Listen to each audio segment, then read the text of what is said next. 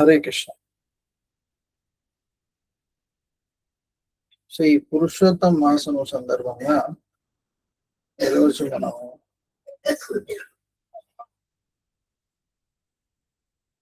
పురుషోత్తమ మాసం సందర్భంగా ఈ 15వ అధ్యాయంలో పురుషోత్తమ యోగం. సో ఈ పురుషోత్తమ యోగం గురించి మనం చర్చించుకుందాం ఈరోజు. యాక్చువల్లీ ఈ పురుషోత్తమ మాసము చాలా దివ్యమైన మాసం.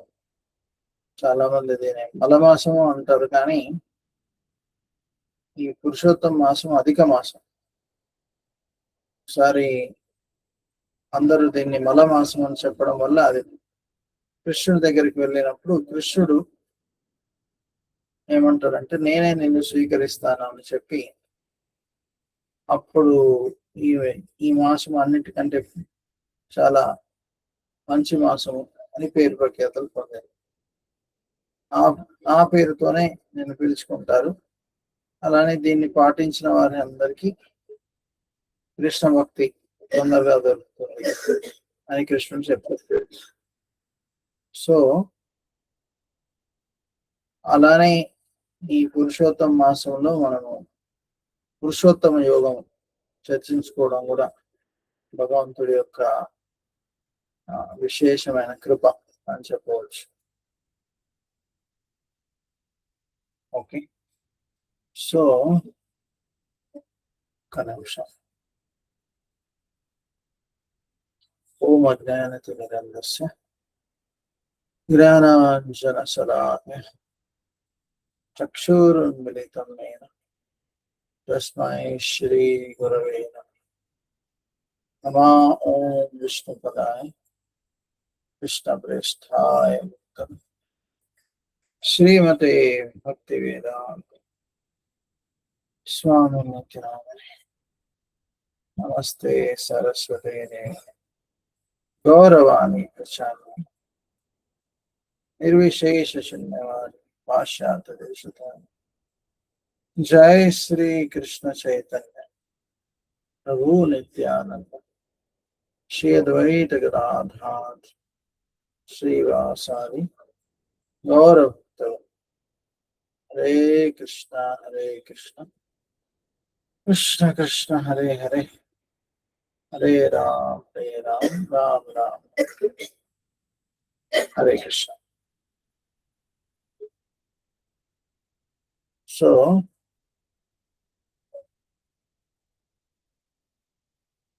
ఇప్పుడు ఈ భగవద్గీత గీతాసారము కృష్ణ కృపామూర్తి ఏసి భక్తివేదాంత స్వామి ప్రభుపాదులు వారు రచించిన భగవద్గీత పుస్తకం ఆధారంగా చర్చించుకోబోతున్నాం. పురుషోత్తమ యోగం. భగవంతుడు పురుషోత్తమ అంటే అన్ని పురుషుల్లో ఉత్తముడు, దేవాది దేవుడు. సో 14వ అధ్యాయంలో 3 గుణాల గురించి, ఎలా అవి 3 ప్రాముఖ్యత కోసం ఎలా పడుతున్నాయి, మన గుణ ప్రభావం ఎలా ఉంటుంది, పవిత్రమైన జీవనం ఎలా జీవించవచ్చు. సో ఈ 15వ అధ్యాయంలో మనము ఇల్లా లేదా వాకిల ఈ భౌతిక ప్రపంచాన్ని దేంతో పోలుస్తున్నారో చూద్దాం. మళ్ళీ ఎందుకు మనం జన్మ తీసుకుంటాము, అలానే ఈ శరీరము మనసు మరియు ఆత్మల యొక్క పోషకుడు భగవంతుడు, ఎలా భగవంతుడు పోషకుడు. అలానే 3 శ్లోకాల్లో ఎలా భగవంతుడు ఈ సారాంశాన్ని ఇస్తున్నారు, ఇలా లేక వాక్యం. సో నాతో పాటు మీరు ఈ శ్లోకాల్ని దయచేసి చెప్పండి. శ్రీ భగవాన్ వాచ శ్రీ భగవాన్ వాచ ఊర్ధ్వమూలమదశాకం ఊర్ధ్వమూలమదశాఖం అశ్వత్థాం ప్రాహురవ్యయం అశ్వత్థం ప్రాహురవ్యయం. అందరూ చెప్పడానికి ప్రయత్నం చేయండి. భగవద్గీత శ్లోకాల్ని మనము ఉచ్చారణ చేయడం వల్ల మనకు మంచి జరుగుతుంది. అలానే శ్లోకాలు నేర్చుకోవచ్చు. శ్లోకం ఛందాంసి యస్య పర్ణాని ఛందాంసి యస్య పర్ణాని యస్తం వేద స వేదవిత్. యస్తం వేద స వేదవిత్. చదవండి. పూర్ణ పురుషోత్తముడగు శ్రీ భగవానుడు పలికెను. వేళ్ళు ఊర్ధ్వంగాను శాఖలు క్రిందుగాను వేద రుక్కలే ఆకులుగాను కలిగిన శాశ్వతమైన అశ్వత్థ వృక్షం ఒకటి కలదని చెప్పబడును. ఆ వృక్షం నెరిగినవాడు వేదములను ఎరిగినవాడు అగును. ఈ అశ్వత్థ వృక్షము ఇప్పుడు ఎప్పుడు మనకు వేళ్ళు కిందికి పైకి శాఖలు కిందికి ఎప్పుడు కనిపిస్తాయి? తలకిందులుగా ఎప్పుడు కనిపిస్తాయి? పిక్చర్ లో చూపించినట్టు ఎప్పుడైతే నీటిలో దాని ఛాయ ప్రతిబింబం ఉంటే ఆ ప్రతిబింబము అది మనకు తలకిందులుగా కనిపిస్తుంది. కానీ ఆ ఛాయ లేకుంటే ప్రతిబింబము అది అందులో మనం వెతికితే దొరుకుతాయి. ఉదాహరణకి మామిడి చెట్టు. సో ఆ ప్రతిబింబములో మనకు కాయలు దొరుకుతాయి. మామిడికాయలు దొరకవండి. దొరకవు. ఎందుకంటే అది తాత్కాలికమైనది, నిజం కాదు. సో ఆ ప్రతిబింబంలోనే మనకు వేళ్ళు కిందికి పైకి అలా కనిపిస్తాయి. కరెక్ట్. లేకపోతే మనకి ఎక్కడ కూడా ఆ విధంగా కనిపించదు. కాబట్టి మనము దీన్ని భౌతిక జగత్తుతో పోలుస్తారు. ఆధ్యాత్మిక జగత్తు సరైన స్థితిలో ఉంది. భౌతిక జగత్తు తలకిందులుగా, అంటే అది తాత్కాలికం. ప్రతిబింబం తాత్కాలికం కదా, అలానే భౌతిక జగత్తు కూడా తాత్కాలికం, అది శాశ్వతం కాదు. సో ఇది మనం అర్థం చేసుకోవాలి.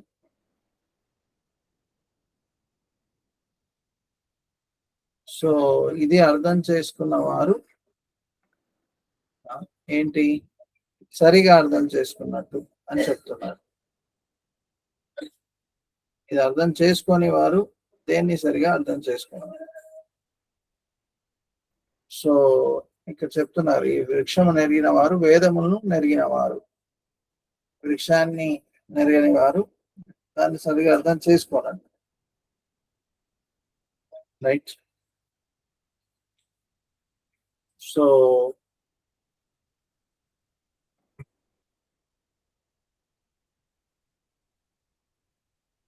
ప్రతిబింబం నుండి మనల్ని మనం ఎలా విముక్తుల్ని చేసుకోవాలి? సరైన ఉపాధి ఆసక్తి ద్వారా అనాసక్తి, భౌతిక ప్రకృతిపై ఈశ్వర భావాన్ని త్యజించు. ఈ భౌతిక జగత్తు శాశ్వతం కాదు కదా.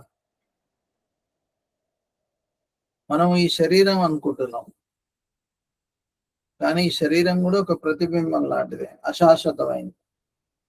కరెక్ట్. భౌతిక జగత్తు కూడా అశాశ్వతమైంది.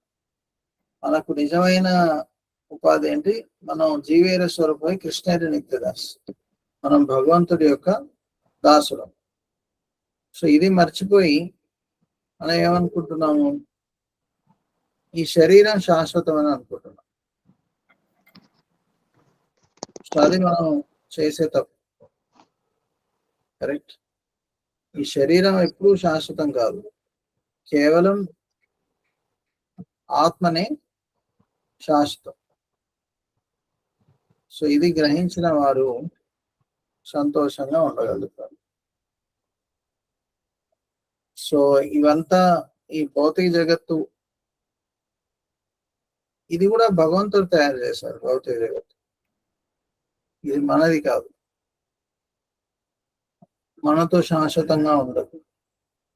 సో అందుకు అది తెలిసిన వ్యక్తి దాని పట్ల ఆసక్తిని కోల్పోతాడు.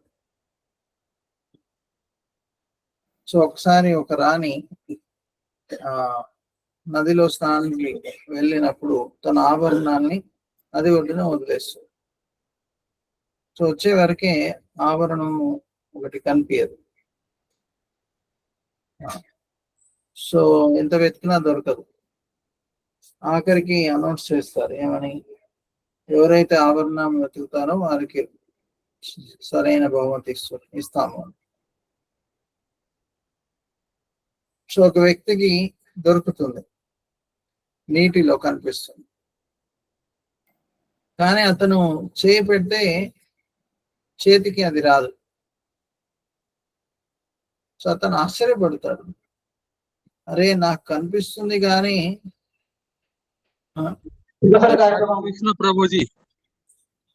కనిపిస్తుంది కానీ ఎందుకు పట్టుకుంటే దొరకట్లేదు అని ఆశ్చర్యపడతాడు. ఎందుకు ఏం ప్రభుజీ, ఎందుకు అతను పట్టుకుంటే ఎందుకు దొరకట్లేదు?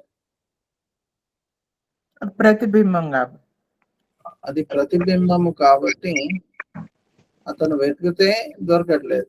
అది అయితే అక్కడ ఒక సాధువు అది చూసి నవ్వుతూ ఉంటాడు. ఎందుకు నవ్వుతున్నావు అంటే అతను అంటాడు, నువ్వు ప్రతిబింబంలో వెతుకుతున్నావు, నీకు ఎంత వెతికినా దొరకదు. ఆ గొలుసు యాక్చువల్లీ ఒక చెట్టు మీద ఒక కాకి తీసుకొని ఒక చెట్టు కొమ్మకి తగిలించింది. ఆ ప్రతిబింబం చూసి నువ్వు నిజం అనుకుంటున్నావు. సో నిజమైన గొలుసు చెట్టు మీద ఉందని చూపిస్తాడు. సో అలానే మనం ప్రతిబింబం అయిన ఈ భౌతిక జగత్తులో ఆనందం కోసం వెతుకుతున్నాం. ఇక్కడ శాశ్వతమైన పూర్తి ఆనందం ఎప్పుడు దొరకదు. కాబట్టి బుద్ధివంతులు దీని పట్ల ఎప్పుడు ఆసక్తిని పెంచుకోరు. సో ఆధ్యాత్మిక ప్రపంచం, భౌతిక ప్రపంచం గురించి చర్చించుకున్నాను. సో ఆధ్యాత్మిక ప్రపంచం ఎలా ఉంటుంది? న తద్భాసయతే సూర్యో, న తద్భాసయతే సూర్యో. మిగతా వాళ్ళు కూడా చెప్పండి. శశాంకో న పావక, న శశాంకో న పావకః, యద్గత్వా న నివర్తంతే, యద్గత్వా న నివర్తంతే, ధామ పరమం మమ. తద్ధామ పరమం మమ. చదవండి ఎవరైనా.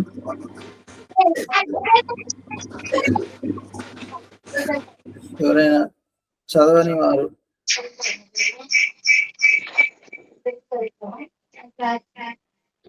కృష్ణ, ఎవరైనా చదవండి. చదవని వారు ఎవరైనా సరే, ఎవరైనా చదవండి. హరే కృష్ణ అండి. అట్టి నా దివ్య ధామము సూర్యునిచే గాని చంద్రునిచే గాని విద్యుత్తులచే గాని ప్రకాశింపజేయబడదు. దానిని చేరిన వారు తిరిగి ఈ జగత్తుకు ఎప్పుడును తిరిగి రారు. సో ఆధ్యాత్మిక ప్రపంచంలో సూర్యుడు, చంద్రుడు ఇవన్నీ అవసరం లేదు. ఎందుకు? ప్రతి శరీరం కూడా బ్రహ్మ తేజస్సుతో ఉంటుంది. దివ్యమైన శరీరం, సచ్చిదాన శరీరం. ఆ జగత్తుకు ఒకసారి వెళ్తే మళ్ళీ రావాల్సిన అవసరం లేదు. ఓకే, సో అక్కడ శాశ్వతంగా ఉంటారు. రోగాలు ఇవన్నీ ఏముండవు. ఓకే, సో ఇది మనం గుర్తుపెట్టుకోవాలి. నెక్స్ట్, మమైవాంశో జీవలోకే, మమైవాంశో జీవలోకే, జీవభూత సనాతన, జీవభూత సనాతన, షష్టానింద్రియాణి స్వస్థాని యావో ప్రకృతిస్థాని కర్షతి. ప్రకృతి స్థాని కర్షతి. దయచేసి ఎవరైతే చెప్పలేదో చదవలేదు ఎవరైనా చదవండి. ఎవరైనా చదవదలుచుకుంటే చదవచ్చు, అన్మ్యూట్ చేసి చదవచ్చు.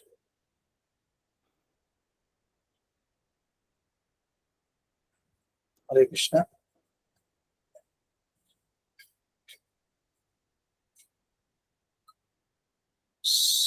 ఎవరైనా చదవదలుచుకుంటే అన్మ్యూట్ చేసి చదవండి. ఓకే, ఎవరైనా చదవండి. లేకపోతే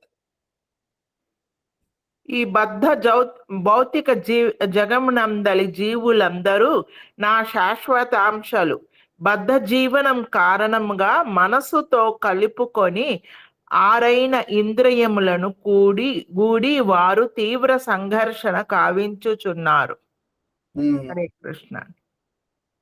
సో మమైవాంశో జీవలోకి, జీవులందరూ నా యొక్క అంశాలు అని చెప్తున్నారు. మరియు సనాతనం, ఓకే, శాశ్వతమైన వ్యక్తులు. మనం ఆత్మ కాబట్టి ఇది ఆత్మ శాశ్వతం, కానీ ఆత్మ భగవంతుడి యొక్క అంశం.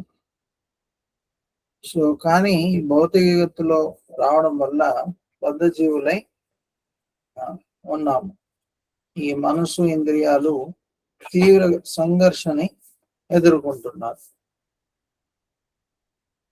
సో అది మనం గ్రహించాలి. సో ఈ ఆత్మ ఒక కొమ్మ లాంటిది. కొమ్మ చెట్టుతో కలిసినంత వరకు దానికి ఆహారం దొరుకుతుంది. కొమ్మ నుంచి చెట్టు నుంచి విడిపోతే ఏం జరుగుతుంది? దానికి ఆహారం దొరకదు కదా. కరెక్ట్. సో అది మన పరిస్థితి అన్నమాట. మన భగవంతుడితో సంబంధం ఉన్నంత వరకు సంతోషంగా ఉండగలుగుతాం. భగవంతుడి నుంచి విడిపోతే మనకి ఎప్పుడు ఆనందం అనేది దొరకదు. నెక్స్ట్, శరీరం యదవాప్నోతి. శరీరం యదవాప్నోతి యచ్చాప్యుత్క్రామతీశ్వరః గృహీత్వైతాని సంయాతి వాయుర్గాంతని వాషయత్.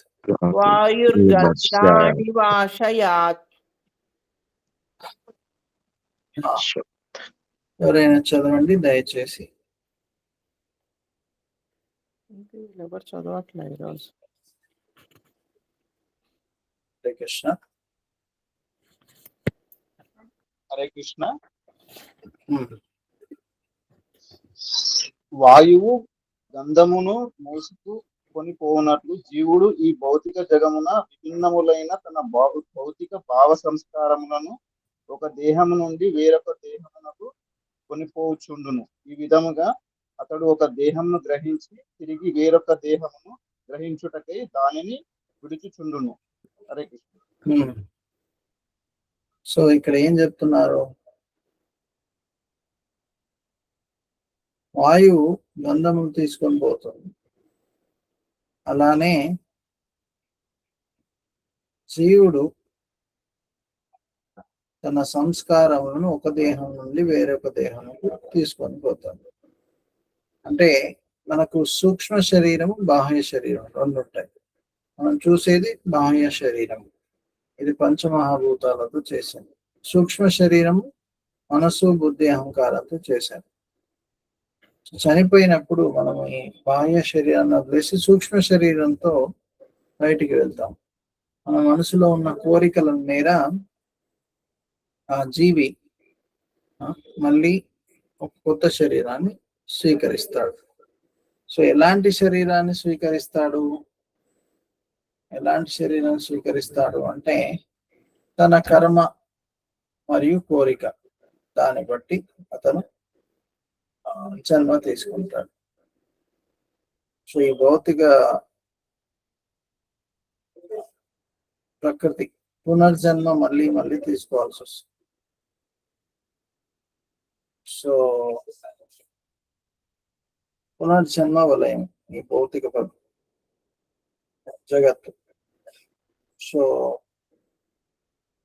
ఇక్కడ ఏం చెప్తున్నారు, ఈ విధముగా జీవుడు వేరొక స్థూల దేహం గ్రహించి మనసుతో కూడి ఉన్న ఒకనొక రకమైన కర్మములు, నయనములు, జీవ, నాసిక, స్పర్శన పొందును. ఈ విధంగా అతడు ఒక ప్రత్యేక రకమైన ఇంద్రియాలను అనుభవించు. అంటే జీవుడు వివిధ శరీరాన్ని పొందుతూ ఒక శరీరం వదిలి ఇంకో శరీరం, తన కర్మ మరియు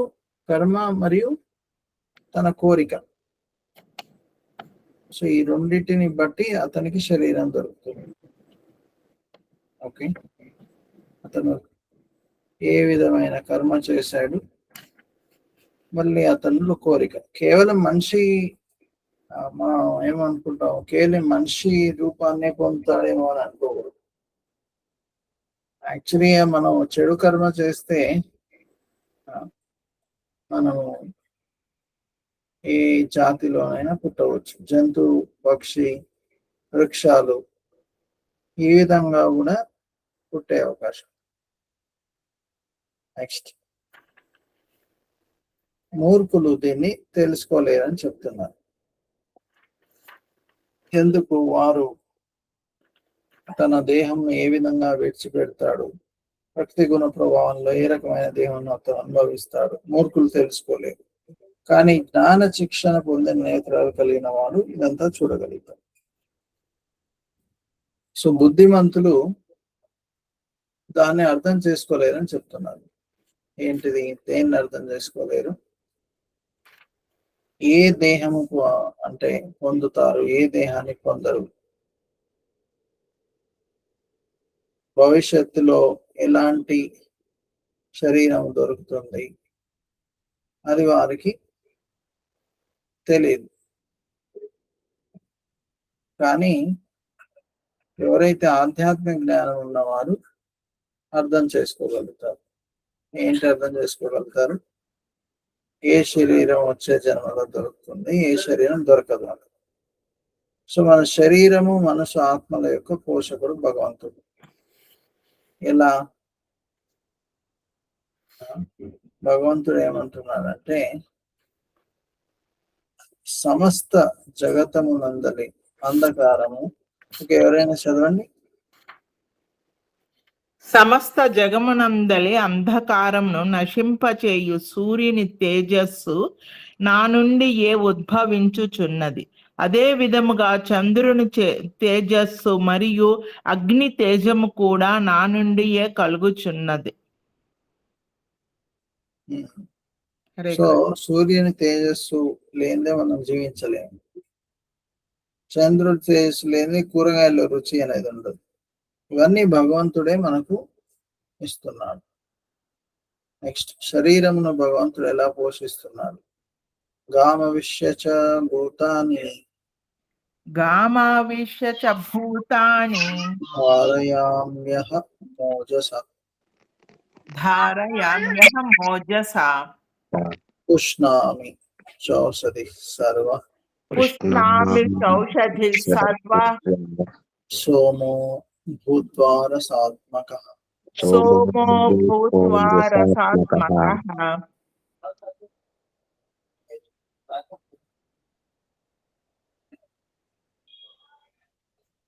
చదవండి ఎవరైనా. హరే కృష్ణ ప్రభుజీ. నేను ప్రతి గ్రహమునందును ప్రవేశింతును. నా శక్తి చేతనే అవి తమ కక్షయందు నిలిచి ఉన్నవి. నేనే చంద్రుడినై సర్వ ఓషధులకు జీవన రసమును సమకూరుస్తున్నాను. హరే కృష్ణ. సో భగవంతుడి శక్తి వల్లనే ఇవన్నీ నడుస్తున్నాయి. గ్రహాలు తన శక్తి వల్లనే అవి ఒక కక్షలో తిరుగుతున్నాయి. సో చంద్రుడిలో సర్వ ఔషధాలు కూడా, కూరగాయలు, వీటన్నిటి కూడా రసము చంద్రుడి నుంచి వస్తుంది. అది కూడా నేనే ఏర్పాటు చేస్తున్నాను చెప్తున్నాను. అంటే భగవంతుడు శక్తిని పొందే ఈ గ్రహాలు తమ స్థితిలో ఉండవు. మన కూరగాయల్లో రుచి ఉండదు. సో భగవంతుడు ఎలా మనల్ని పోషిస్తున్నాడో మనం చూడవచ్చు. భగవంతుడు లేనిదే మనం చనిపోతాం యాక్చువల్గా. సో చెట్లు ఏం చేస్తున్నాయి, కార్బన్ డైఆక్సైడ్ తీసుకొని ఆక్సిజన్ వదులుతున్నాయి. కరెక్ట్. మనము ఆక్సిజన్ తీసుకొని కార్బన్ డైఆక్సైడ్ వదులుతున్నాం. సో అలానే ఎండ, సూర్యుడు నదుల్లో ఉన్న నీటిని, ఉప్పు నీరుని స్వీకరించి ఆ ఉప్పుని తొలగించి మంచి నీళ్ళను మనకు ప్రసాదిస్తున్నాం. ఈ విధంగా భగవంతుడు పోషిస్తున్నాడు.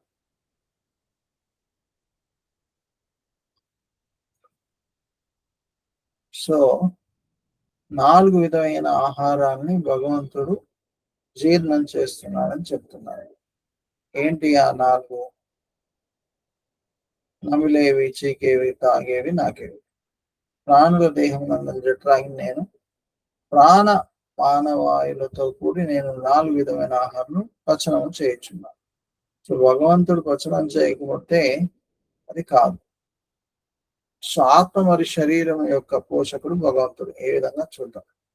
సర్వశ్చాహం హృది సన్నివిష్టో సర్వస్యాహం హృది సన్నివిష్టో మత్తస్మృతిర్జ్ఞానం అపోహనం చ మత్తస్మృతి జ్ఞానమపోహనం చ వేదైష సర్వైరహమేవ వేద్యో వేదైశ్చ సర్వైరహమేవ వేద్యో వేదాంత కృత్వేద విదేవ చ వేదాంత కృత్వేద విదేవ చాహం. చదవండి. నేను ప్రతి ఒక్కడి హృదయంలో ఆసీనుడై ఉన్నాను. నా నుండి జ్ఞానము, నా నుండి జ్ఞాపక శక్తి, జ్ఞానము, మరుపు కలుగుతున్నాయి. వేదాలన్నింటి ద్వారా నేనే తెలియదగిన వాడిని, వేదాంత కర్తను, నేనే వేదాలను ఎరిగిన వాడను. హరే కృష్ణ. సో భగవంతుడు ప్రతి ఒక్కరి హృదయంలో ఉన్నారు పరమాత్మ రూపంలో. ఆయన నుంచే జ్ఞానము, మతి మరుపు, స్మృతి వస్తున్నాయి, జ్ఞాపక శక్తి. సో మనం నిద్రపోయినప్పుడు అన్ని మర్చిపోతాం. మర్చిపోయేటట్టు చేసేది భగవంతుడే. ఎవరు? భగవంతుడే. మళ్ళీ లేచినప్పుడు గుర్తొస్తాయి. గుర్తు చేసేది ఆయనే, భగవంతుడు. సో ఈ విధంగా భగవంతుడు ప్రతి విషయంలోనూ మనకు సహాయం చేస్తున్నారు. రైట్. ఆ విధంగా సహాయం చేస్తున్నారు కాబట్టి మనం ఏదైనా చేయగలుగుతున్నాం. రైట్.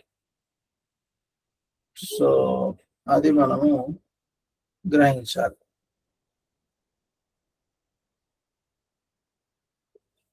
మూడు శ్లోకాల్లో సారాంశం చెప్తున్నారు. ద్వావిమౌ పురుషాలోకే క్షరక్షాక్షర ఏవ చ క్షరశ్చాక్షర ఏవ చ క్షరః సర్వాణి భూతాని కూటస్థోక్షర ఉచ్యతే. క్షరులు, అక్షరులు అనే 2 తరగతులు జీవులు ఉంటారు. భౌతిక జగత్తులు ప్రతి జీవుడు క్షరుడు, కానీ ఆధ్యాత్మిక జగత్తులు ప్రతి జీవుడు అక్షరునిగా పిలువబడతారు. సో అంటే ఈ భౌతిక జగత్తులో అందరూ వారి యొక్క శరీరాలు ఏంటి, తాత్కాలికం. వారి కర్మానుసారంగా వివిధ శరీరాలు దొరుకుతాయి. క్షరము, అది చనిపోతారు. కానీ ఆధ్యాత్మిక జగత్తులో శరీరాలు అలా కాదు. వారు నిత్యము శాశ్వతమైన శరీరంతో ఆనందంగా ఉంటారు. సో ఈ 2 రకాల జీవులు ఈ భౌతిక జగత్తులో. పతనము చెందేవారు క్షరులు. స్వాతంత్రంగా నేనే అన్నిటిని భోగించాలి అని కోరుకుంటారు వీళ్ళు. ఓకే, సో వీళ్ళు ఎప్పుడు భౌతిక ప్రపంచంలోనే ఉండిపోతారు. కానీ అక్షరులు అంటే పతనం చెందిన వారు, ఎప్పుడు కృష్ణుడితో ఉండాలనే కోరిక, ఎన్నడూ ఆధ్యాత్మిక ప్రపంచాన్ని విడిచిపెట్టారు.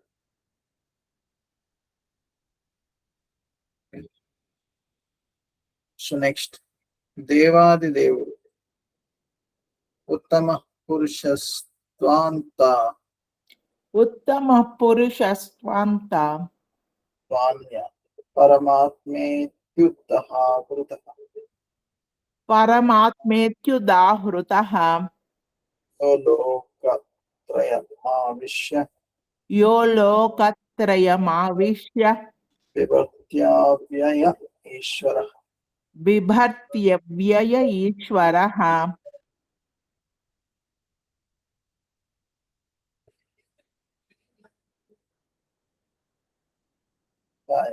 చదవండి.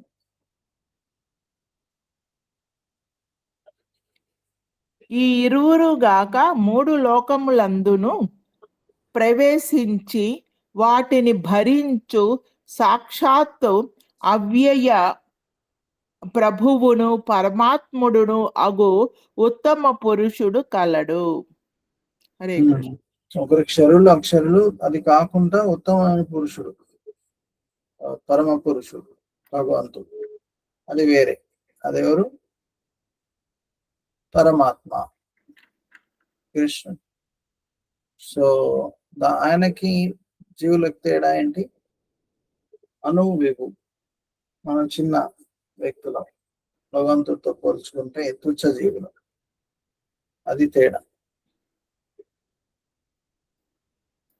నెక్స్ట్, యస్మాక్షరమతీతోహం యస్మాక్షరమతీతోహం అక్షరాదపి చోత్తమ అక్షరాదపి చోత్తమః అతోస్మిత లోకే వేదే చ అతోస్మి లోకే వేదే చ ప్రథిత పురుషోత్తమ ప్రథిత పురుషోత్తమః.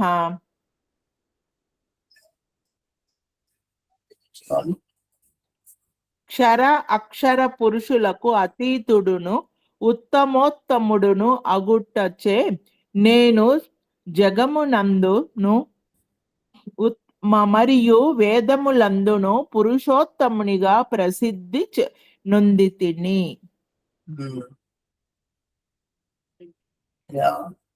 సో అతనికి జీవులకి చాలా తేడా. అతను మనలాగా జన్మ మృత్యు జరా వ్యాధిని పొందరు, శాశ్వతంగా అతను దేవాది దేవుడు. సో భక్తుడి యొక్క లక్షణాలు ఏంటి? యో మమేవామ సమ్మూఢో, చదవండి. యో మామేవమ సమ్మూఢో జానాతి పురుషోత్తమం జానాతి పురుషోత్తమం సర్వవిద్ భజతి మాం స సర్వవిద్ భజతి మాం సర్వభావేన భారత. సర్వభావేన భారత. చదవండి.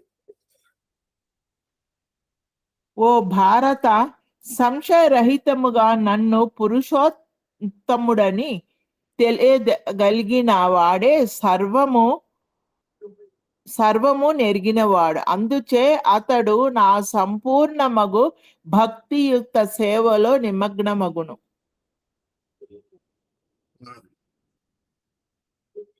సో పురుషోత్తముడు, భగవంతుడు పురుషోత్తముడు అని నెరిగిన వారు సంశయరహితంగా సంపూర్ణమగు భక్తియుక్త సేవలో నిమగ్నం అవుతారు. ఓకే, సో వారికి ఏ రకమైన సంశయం ఉండదు. సో ఈరోజు మనం చర్చించుకున్న అంశాలు: భౌతిక జగత్తు ఎలా ప్రతిబింబము, శాశ్వతమైంది కాదు, ఎలా పునర్జన్మ ఉంటుంది భౌతిక ప్రపంచంలో, ఆధ్యాత్మిక ప్రపంచము ఏ విధంగా ఉంటుంది చూశాను. అలానే భగవంతుడు ఏ విధంగా మన శరీరాన్ని, మనసుని, ఆత్మని చూసుకుంటున్నారు. రక్షిస్తున్నారు, పోషిస్తున్నారు. అలానే 3 శ్లోకాల్లో సారాంశం: పతనం చెందేవారు, పతనం చెందని వారు, మరియు దేవాది దేవుడు. హరే కృష్ణ హరే కృష్ణ, కృష్ణ కృష్ణ హరే హరే, హరే రామ్ హరే రామ్, రామ్ రామ్ హరే హరే. సో మీలో ఎవరికైనా ఏమైనా ప్రశ్నలు ఉన్నాయా? ఈరోజు మనం చర్చించుకున్న ఈ అంశాల మీద.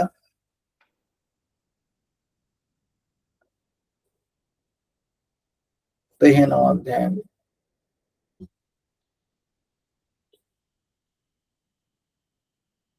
సో మీలో